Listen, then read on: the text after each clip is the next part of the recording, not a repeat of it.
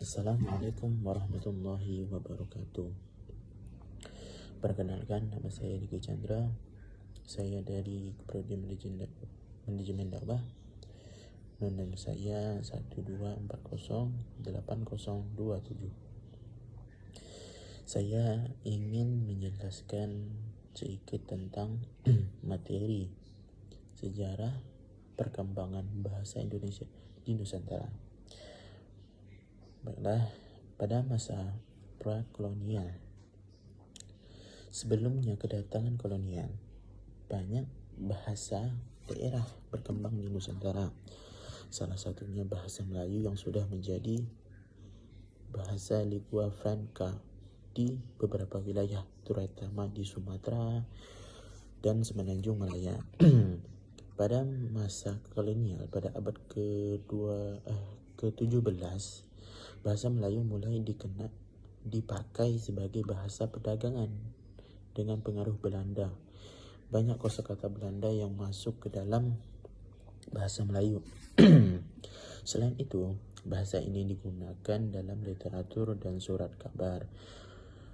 Memperkuat ini terjadilah pada tahun 1928, yaitu terjadinya Sumpah Pemuda.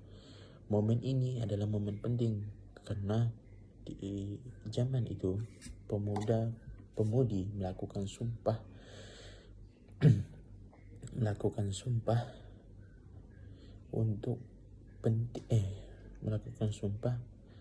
penting dalam perkembangan bahasa Indonesia.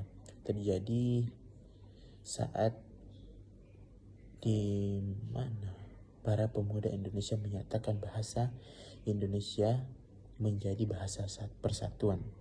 Ini menandai awal penggunaan bahasa Indonesia sebagai identitas nasional.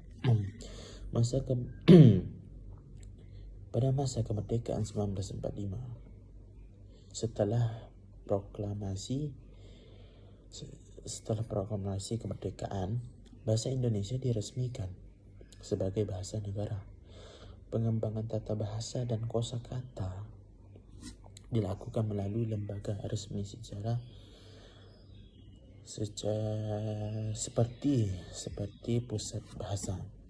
Di era modern zaman sekarang ini, bahasa Indonesia terus berkembang dengan pengaruh teknologi, contohnya media sosial, globalisasi, banyak istilah baru muncul, terutama dari bahasa Inggris lah yang masuk ke Indonesia, karena bahasa Inggris itu salah satu bahasa dunia. Bahasa Indonesia ini juga semakin digunakan di berbagai bidang, termasuk di bidang-bidang sosial, pendidikan, pemerintah, bisnis. Bisa jadi salah satunya masuk ke perdagangan, seperti kita bersosialisasi ke antar sesama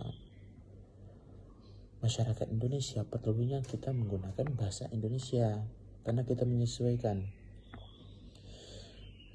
bahasa setelah kemerdekaan di era modern sejak tahun 1970 dan hingga sekarang ini, bahasa Indonesia terus berkembang. Dari yang sudah saya sampaikan tadi, apalagi kan di zaman sekarang internet ada di mana-mana, ada dari surat kabar, berita, semuanya sudah menggunakan bahasa Indonesia karena bahasa Indonesia di Nusantara ini sudah diresmikan.